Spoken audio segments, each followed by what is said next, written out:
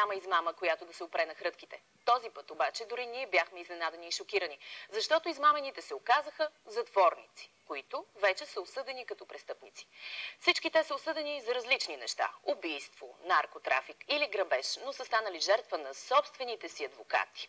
Измамените са предимно чужденци, защото, както можете и сами да се досетите, за един чужденец е трудно да се ориентира и да получи защита в държава, чието правила не познава и чието език не знае. Разследването е на Десислава Ризова. Когато си в затвора, контактите ти с външния свят са сведени до минимум. Затова група юристи решили на доброволни начала да помагат на лишените от свобода, доколкото им стигат възможностите. Сблъскали се с ужасни неща. Едно от тях било, че почти всички затворници и чужденци се оплакват, че са станали жертва на измама от собствените им адвокати. Излезе като оплакване тази информация за нелоялна адвокатска практика. От един човек или от множество лица? От 3 човека излезе първоначално, след като имахме данни, че има и други оплаквания, но просто в момента ги е страх да говорят за това, тъй като не вярват на правосъдието на системата и не вярват адвокат да тръгне срещу адвокат. Обикновено нещата стоят нашите думи срещу вашите. И тъй като тези хора не могат да получат адекватна адвокатска защита, не знаят срещу кого да напишете на жалба, и в тези случаи парите върват на ръка, не се остават никакви разписки. И Богу никой не може да каже, че аз съм взел примерно 5000 лева, за да ги дам на прокурора, който да направи споразумение. Оплакалите се 3 души от подобна измама се оказаха чужденци. 2 от тях пожелаха да застанат пред нашата камера, а третият се оплаши. Джок Пол Фриман е осъден на 20 години лишаване от свобода за убийството на студента Андрей Монов в центъра на София. По време на разговора ни въпросът за вината му изобщо не беше поставен. Спомена само, че му остават още 15 години и половина. И беше категоричен, че няма да търпи да го мамят, макар да е в затвора. Разбрах, че сте имали проблеми с вашия адвокат. Да, платих 500 лева на един адвокат, за да ми помогне да регистрирам асоциация на затворниците, за да можем да защитаваме сами правата на затворниците, и той изчезна.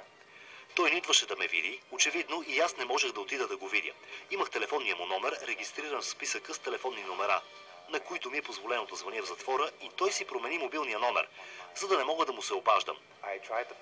Опитах да го открия чрез други затворници, с които той работеше, и от затворник по затворник аз разбрах, че той е откраднал пари и от тях. Той взимал пари от тях и после изчезва.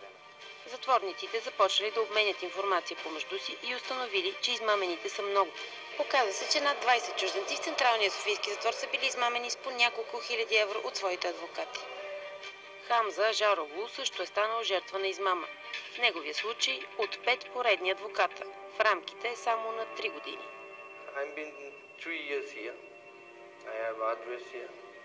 Аз съм тук от 3 години и историята ми е такава. Още на първия ден, когато ме хванаха след 24 часа, при мен дойде моята адвокатка.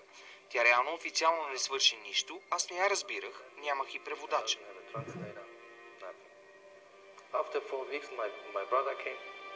След 4 седмици дойде брат ми с тази адвокатка и казаха, че е искала да дойде и по-рано, но не е имала време. Каза, че ще имам 2 нови адвокати. Тези 2 адвокати, единият взе 3000 евро, а другия 6000 евро, за да ме защитават. Какво свършиха срещу тези 9000 евро? Какво направиха ли?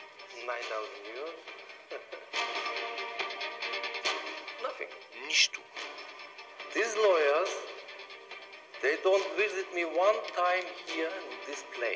Тези адвокати не ме посетиха тук нито веднъж. След 8 месеца ми беше първото съдебно заседание.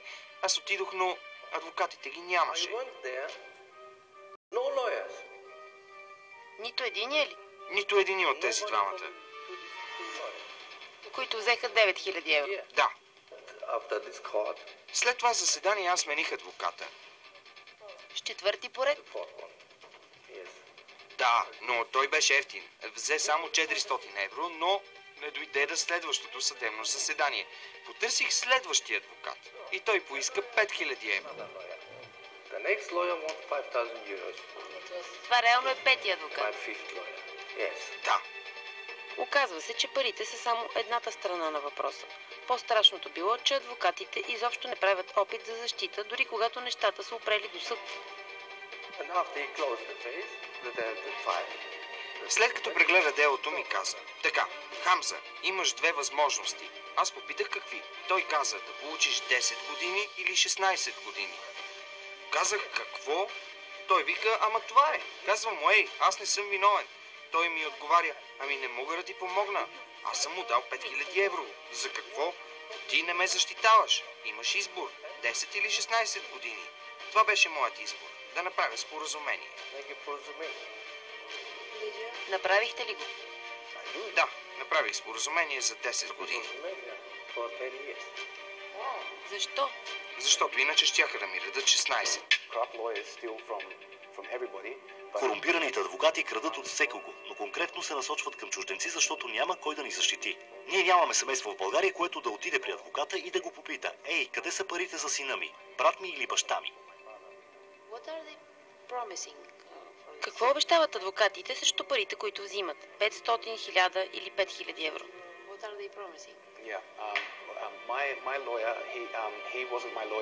Адвокатът, който ме ограби, не беше мой защитник по време на процеса.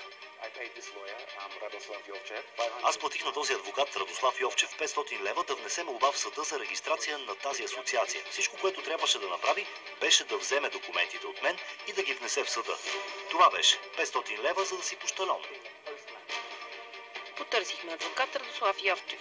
Той не отрече да е взимал пари от Джок Пол Фриман, но беше категоричен, че работата му е била само да напише устав за бъдещата асоциация на затворниците. Дали сте адвокат на Джок Пол Фриман? Не. А били ли сте му? Бил съм преди 1-2 години. Защо прекратихте отношенията си? Защото вече не съм адвокат. Разбирате ли, господин Джок Пол Фриман е подал сигнал до нас, че сте взели 500 лева от него, за което има доказателства, пък не сте свършили никаква работа за него. Аз ще ти говорим за адвокат, да говорим за такива, които да са, значи, касае се за дружение стопанска цел и там да напише устава и отговоря документи, които съм ти изпратил при разговарянето с семейни, се разговаря с баща му. Радослав Йовчев призна, че е взел парите и обеща да застане пред камерата ни, след което 2 поредни седмици не си вдигна телефона нито веднъж. Имате ли доказателства, че този адвокат, Радослав Йовчев, е бил ваш адвокат и че е взел пари от вас? Нямам доказателство, че ми е бил адвокат, защото не бях наясно, че ще ми трябва. Но имам доказателство, че съм оплатил 500 лева, защото нямам пари на ръка в затвора. Затова трябваше да напиша молба да бъдат изтеглени пари от моята затворническа сметка, за да му бъдат преведени и той да ги приеме. Той направи ли го? Да, аз трябваше да впиша в молбата неговото име и той се е подписал, че ги е получил.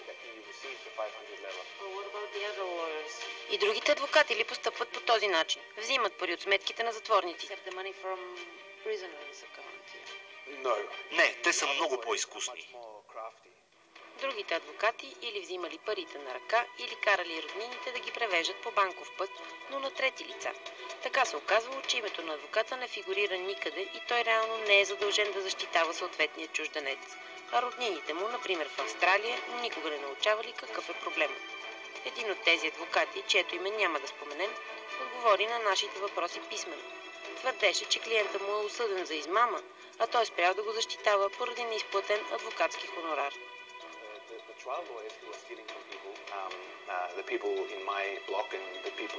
Но адвокатите, които ходят в съда и които крадат от хората в моята група и изобщо от хората в Софийския затвор, те обещават всичко.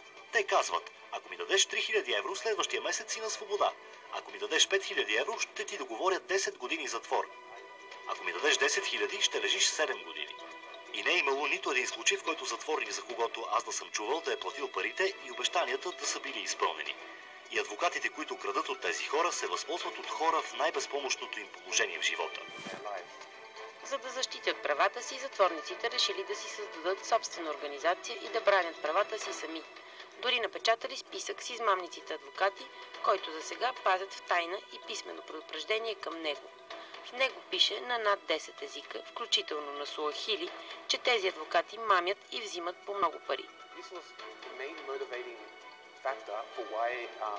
Това беше основната причина да започнем да правим затворническата асоциация. Тя ще функционира като съюз, който ще защитава правата ни.